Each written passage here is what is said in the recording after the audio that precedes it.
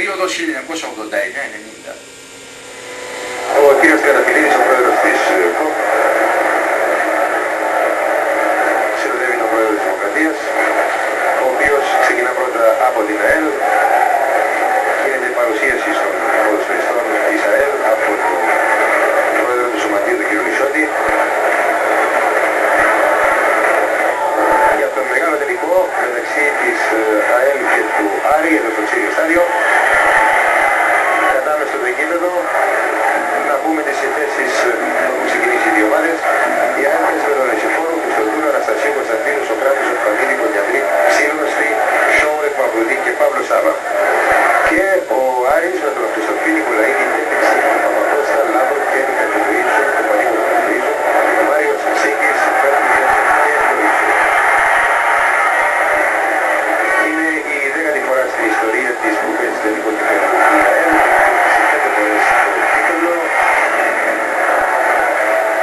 Αναστασίου στο πλάγιο, παίζει έξω δεξιά και πάνω δεξής. Και ένα βολέ το 1-0 κατευθείαν από τον Παύλο Σάβα. Μόλις στο 2 λεπτό του αγώνα για μια σέντρα από τα δεξιά.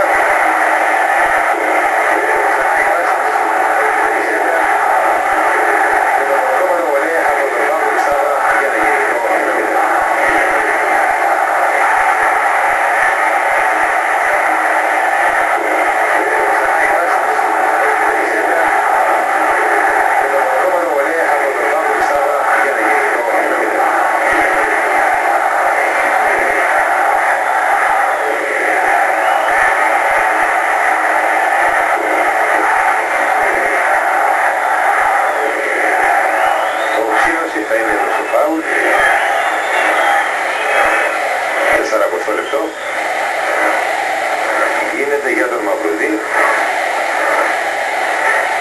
Ελέγχει ακόμα ο Μαυρουδής. Σόουρεκ πλασάρει 2-0. Είναι τελειώσει 4 λεπτό. Μια πολύ ωραία ενέργεια από τον Ρίζο Μαυρουδί. Κράτησε την μπάλα αρκετή ώρα. Στη συνέχεια την γύρισε ανάμεσα από πολλούς παίκτες στον Σόουρεκ. Έκανε τις τρίπλες του. Το πλασέ το ωραίο. Το κάρι, σχεδόν το κάρι και μέσα για να γίνει το 2-0 στο 4 λεπτό. Ξανά η φάση από άλλη κάμερα σε αργή γωνία. Εδώ είναι ο Σόουρεκ. Από πλάγια θέση το κάρι και μέσα. 2-0 για την ΑΕΛ. Ο Ντέτσεφ, Αγγελοΐζου πίσω. Ένα μπέρδεμα. Εξακολουθούν να έχουν υπέρθει στο Άρη. Λοΐζου, η κεφαλιά και δοκάρι και 2-1.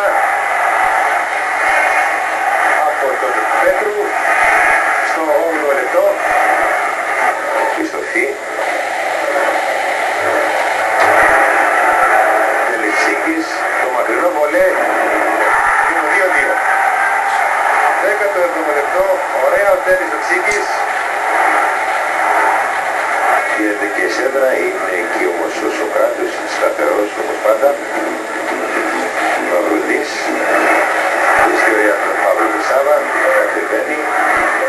κατεβαίνει το σουτ, 3-2 για την ΑΕΛ από τον Παύλο Σάβα, 2 τέρματα στο σημερινό αγώνα. 2 για την ΑΕΛ από τον Παύλο Σάβα, 2 τέρματα στο σημερινό αγώνα. Ο Παύλος Σάβα στο 1ο λεπτό της παράτασης.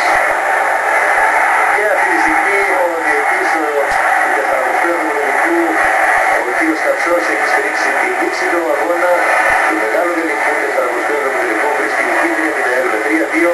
Κοιτάξτε τι γίνεται, οι ομαδοί της ΑΕΛ μένουν στο γήπεδο, πανηγυρίζουν.